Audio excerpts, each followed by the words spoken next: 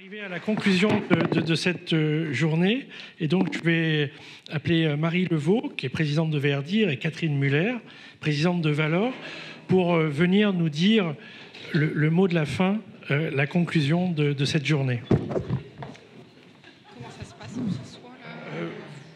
Vous pouvez vous mettre ici si vous voulez, ou rester debout. Qu'est-ce que vous préférez? On peut vous donner deux micros pour rester debout. Moi, je voudrais lire, donc ça serait plus facile. Alors, asseyez-vous. Toi aussi. Alors, asseyez-vous, vous n'aurez pas la lumière dans les yeux. assez mieux. Voilà, donc qui veut commencer?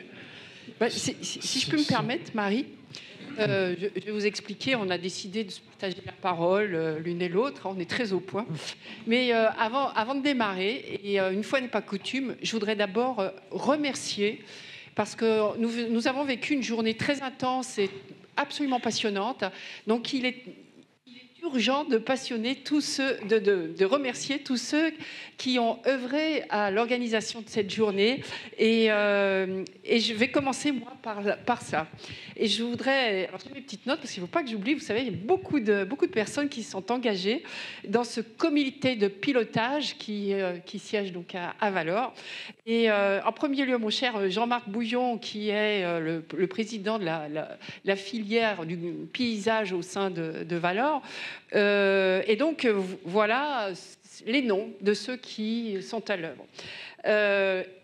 Commençons par aussi les pépinières, représentants des pépinières, Michel qui nous a fait cette belle introduction, Antoine qui vient de quitter la scène, Antoine Dagano, et puis Véronique Brun qui est toujours à la manœuvre, Damien Vivier.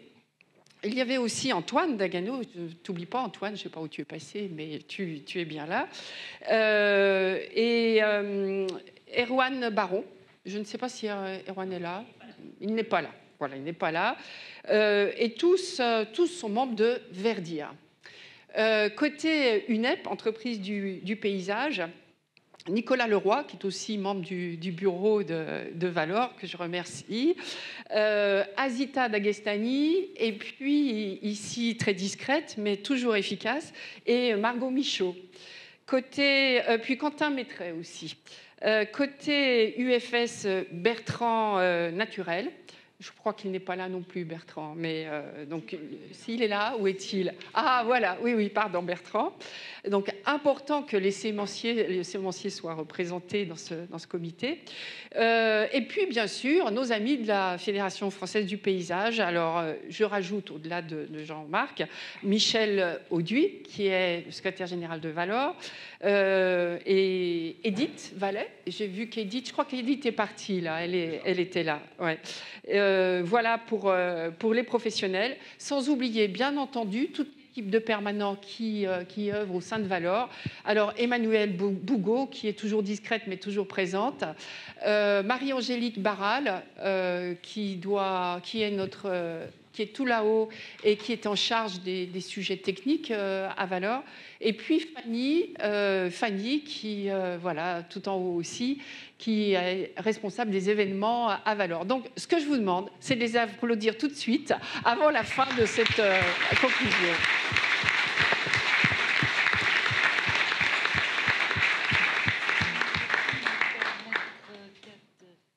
C'est ça, c'est bon. Ouais. Si je puis me permettre d'ajouter également nos chargés de mission Verdir qui sont très actifs. Tu as cité Véronique.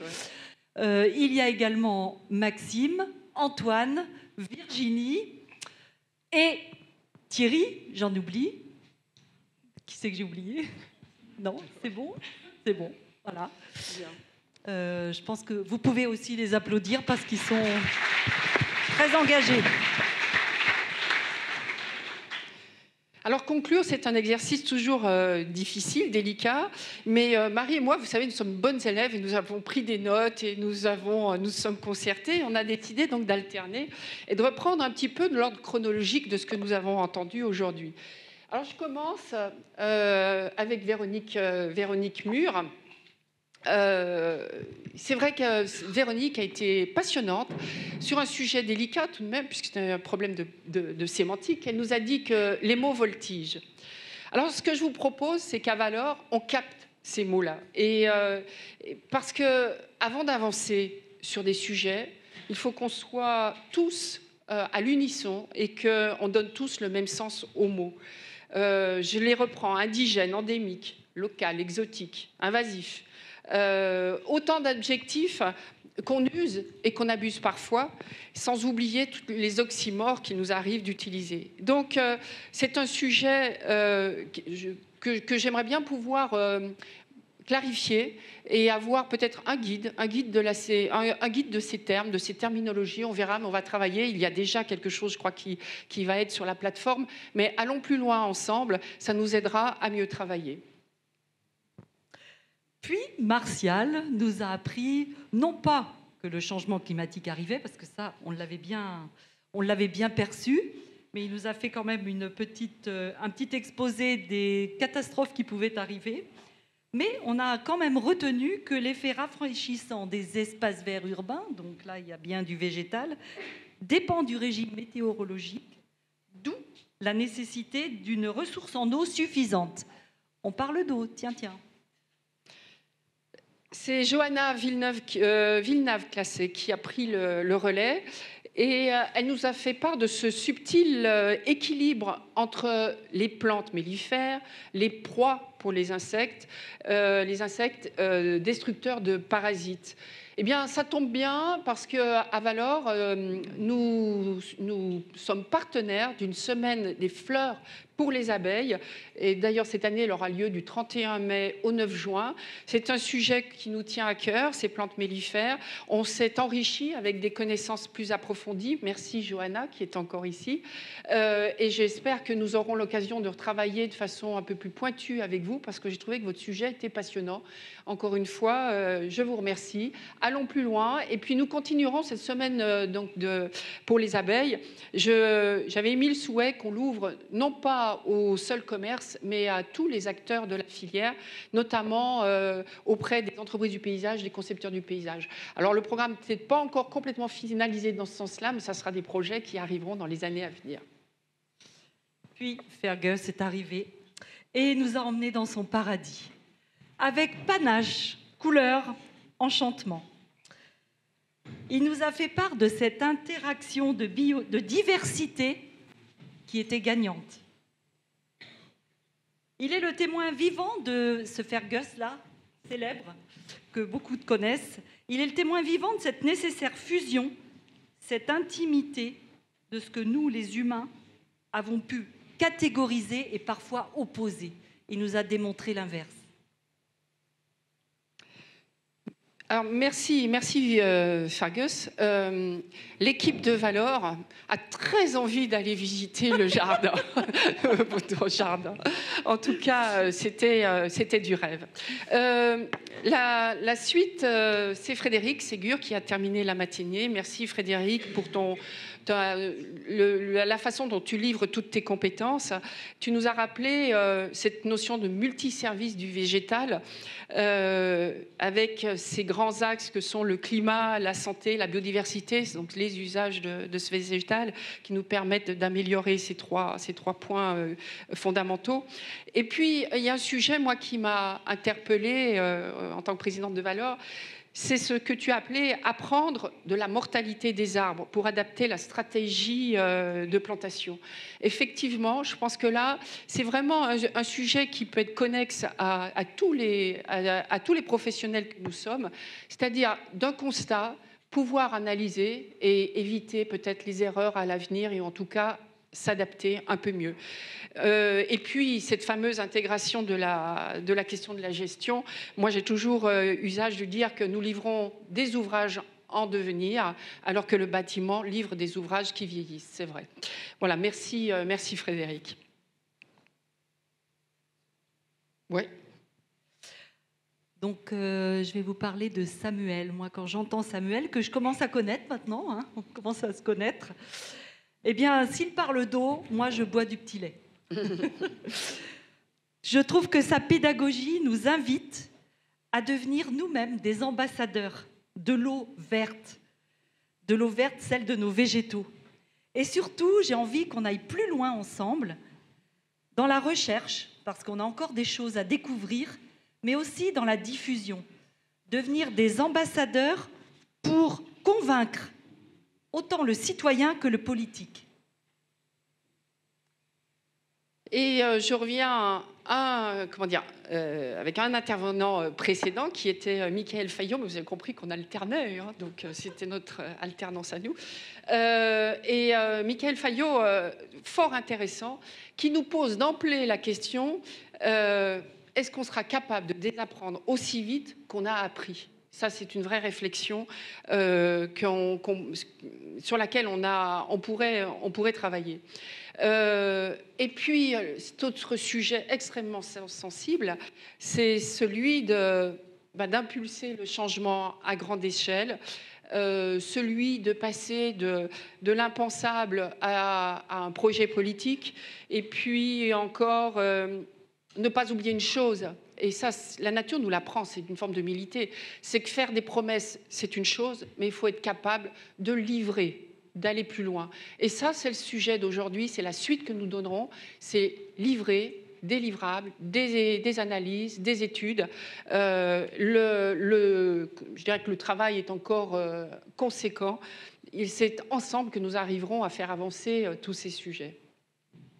Voilà, je pense qu'on a fait le tour, et puis la table ronde, fort intéressante. Je te laisse peut-être en parler, chère Marie. Non, moi je voulais faire un petit satisfecit déjà, parce que ça fait 10 ans que Verdir, sous l'impulsion de Michel Le Borgne, ici présent, que vous connaissez tous, a commencé à mettre une petite graine pour créer ces journées, et regardez comme la graine était fertile. Parce qu'aujourd'hui, à force d'arroser, de nourrir, et de cultiver avec soin, eh bien, cette journée, elle est devenue un peu incontournable.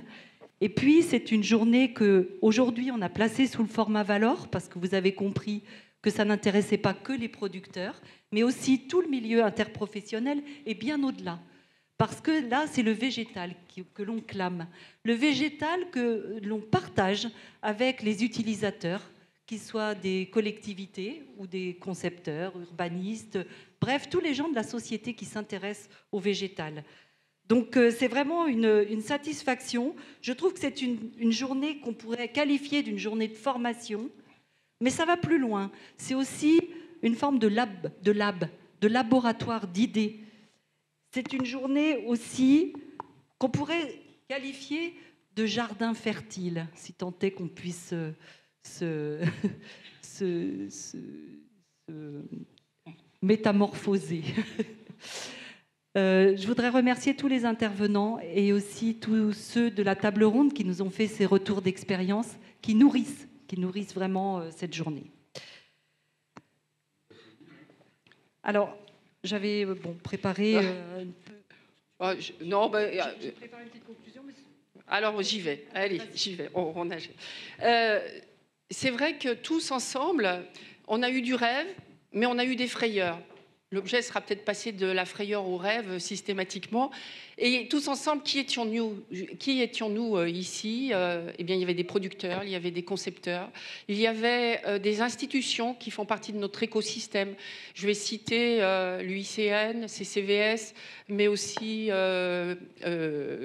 Plantes et Cités, j'en oublie peut-être, des journalistes. Et je compte sur eux aussi pour relayer tous les propos que nous avons entendus aujourd'hui. Bref, tous, nous avons été captivés par tous ces intervenants. Et c'est ce que j'apprécie le plus finalement, parce que là, vous avez compris ce que c'est que l'ADN de Valor. L'ADN de Valor, c'est finalement de créer du ciment dans cette mosaïque d'acteurs que nous sommes pour faire en sorte que nous avancions ensemble. Je retiendrai des mots forts. Il y a eu des mots forts, des savoirs pertinents, des compétences très spécialisées et peut-être 3 axes à réfléchir. C'est déjà enraciner ce que nous avons entendu, c'est passer de l'impensable à une politique publique, je reviens à ce que j'ai dit tout à l'heure, mais ça c'est vraiment le rôle de Valor, et puis être agile et s'emparer de nouvelles technologies, faire des promesses encore une fois et les livrer. J'ai fini ma conclusion et je te laisse le micro final. Merci Catherine. Alors j'espère qu'on ne va pas se redire, mais je ne pense pas. Pour moi, l'évidence, c'est l'interdépendance qui nous oblige tous par rapport aux nombreux défis que la ville nous réserve aujourd'hui. C'est ensemble que nous réussirons ce challenge. Ne pas s'opposer, mais avancer ensemble. Fergus a dit quelque chose que j'ai retenu aussi. La connaissance est la clé pour agir. Chacun apportera quelque chose de différent. Et c'est ça ce qui est important. Donc il va falloir qu'on embarque les politiques. Au national, avec l'OFB, le ministère de la Transition écologique, il faut qu'on aille parler ensemble. On a beaucoup de choses à s'apprendre et à se dire et à agir. Et puis aussi, il faut qu'on aille embarquer nos politiques territoriales. On nous promet des millions d'arbres. Attention, il y a plein de choses à penser. Pensez déjà au pas de temps nécessaire pour les produire, ces arbres. On en a parlé déjà. Nous, Verdir, on souhaite relocaliser la production. Il n'y a pas de raison que ces arbres viennent de loin. On a le savoir-faire pour les faire ici. Mais donnez-nous le temps. Envisageons aussi la palette à produire. Ça, on en a parlé. Il faut penser à toutes les strates. On l'a dit aussi, aux strates vertes. Il n'y a pas que l'arbre. Il y a tous les niveaux de verdure qui sont importants. La palette botanique est si large. Et cette palette botanique, eh bien, elle est l'affaire des sachants. Et là, je pense aux concepteurs. C'est à eux aussi de nous guider. Il va falloir penser aussi au sol. On en a parlé. C'est une des clés. Pardon ? Non, ça va pas ? Il y en a qui rient là. Il va falloir évidemment penser au cycle de l'eau, avec l'impérieuse nécessité du végétal qui nous stocke l'eau verte. Penser à l'infrastructure verte. Alors là, c'est un objectif nécessaire. Il va falloir ouvrir la fenêtre d'Overton.